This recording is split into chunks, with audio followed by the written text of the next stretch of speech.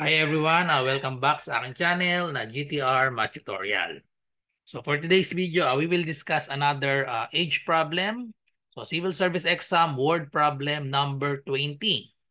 So in 2002, Pauline's age was 1/3 of the age of Roxanne. Whereas in 2010, Pauline's age was half the age of Roxanne. What is Pauline's year of birth? So choices 1990, 1992, 1994, 1996, and 1998. So ang question nga pala na ito ay nanggaling sa FB group na Civil Service Exam 2023 Community, pinadala ni Miss Dane Lee. Okay, so sagutan na natin.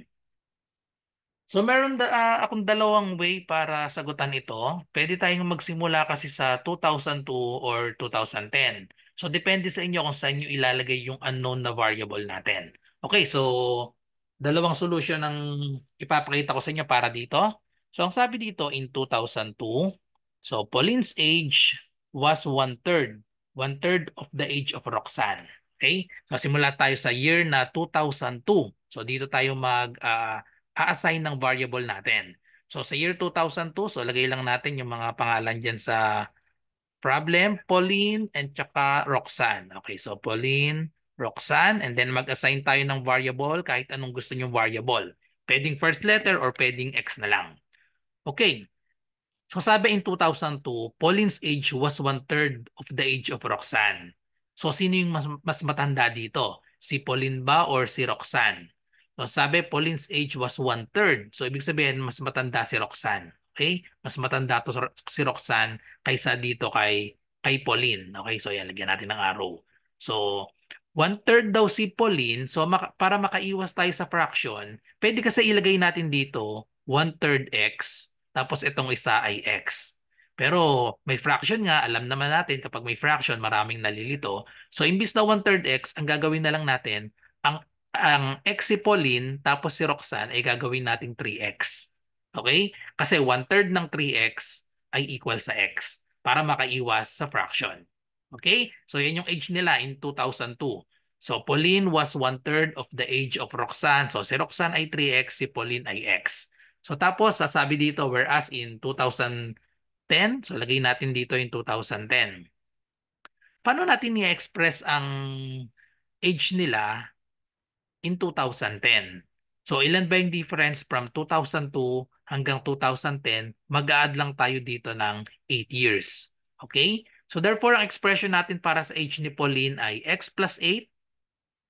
And then expression para sa age ni Roxanne ay 3x. Ito lang yan, 3x. And then add lang din tayo ng 8. Okay, then buuin na natin ang equation natin.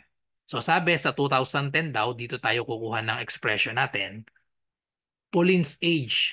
Ayan. Pauline's age, so ano yung age ni Pauline dyan? So isa-isahin natin. In 2010, ibig sabihin sa column na ito manggagaling. Pauline's age, so yun yung x plus 8. So x plus 8, Pauline's age yan. Yung was, ang ibig sabihin niyang was ay equal sign. Half. Half the age of Roxanne. So half the age of Roxanne, so 1/2, and then the age of Roxanne. So age of Roxanne in 2010, that is 3x plus 8. Okay? So yan na ang ating magiging equation para dito sa problem natin. So ang tinatanong, what is Pauline's year of birth? So para makuha natin yung Pauline's year of birth, isolve lang natin itong x. Okay? Solve natin itong x tas ima-minus natin sa 2002. Okay? So just solve for x in this equation. Meron tayong denominator na 2. So para mawala yung denominator na 2, i-multiply lang natin both sides by 2. So makakancel na itong 2 at saka itong 1/2. Okay? And then distribute na natin. 2 times x, we have 2x. 2 times positive 8, we have positive 16. Equals, okay, wala na dito. So, i-rewrite na lang natin yung 3x plus 8. And then, solve for x. Pagsamahin natin yung 2x at 3x, dalhin natin itong 2x dito sa kabilang side para positive na yung maging sagot. So, subtract 2x to both sides. Parehas lang yun yung transpose. Okay? So, mawawala na ito. So, we have 16 equals 3x minus 2x. So, that is x plus 8. And then, si 8, dalhin natin sa kabilang side or simply subtract 8 to both sides. So cancel out yung 8. Therefore, x, pagpalitin lang natin. So x is equal to 16 minus 8. that will be equal to 8. So therefore, pinanganak si Pauline, subtract lang natin ito. So we have 2002 minus 8 and that is equal to 1994. Okay? So which is letter C. Okay.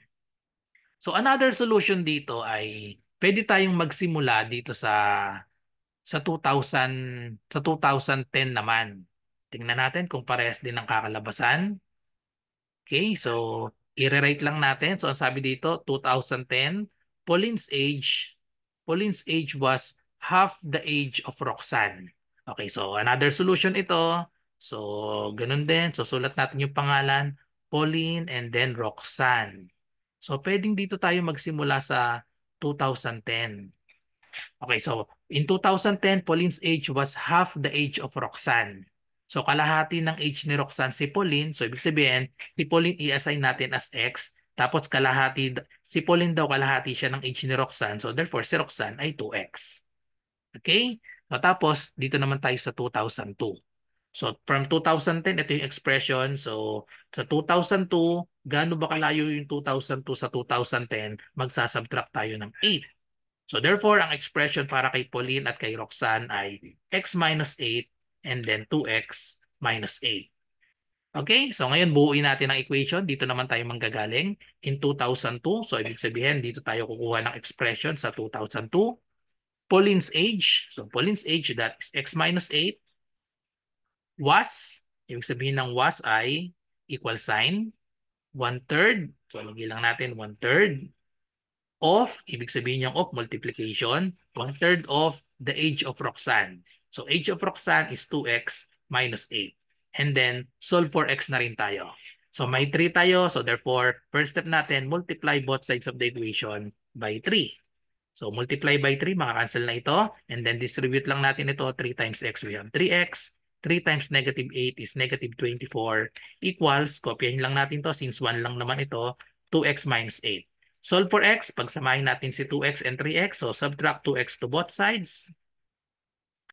And then, pagsabayin na natin to, add 24 to both sides para mapapunta dito sa kabila. Maka-cancel out na ito. So we have 3x minus 2x, that is x, equals negative 8 plus 24 or simply 24 minus 8, that is equal to 16. So yung 16, isasubtract natin ngayon dito sa 2010. Hindi na sa 2002 dahil dito nakalagay si x. Okay? Therefore, 2010 minus 16. So the answer is still the same, 1994. So same answer, letter C. So depende na sa inyo kung saan kayo magsisimula, kung 2002 or 2010, same answer tayo. Okay, so that's all. So thank you for watching and kita-kita tayo sa marami pang mga math reviewer para sa civil service exam. So good luck sa lahat na nagre-review. Bye-bye and God bless.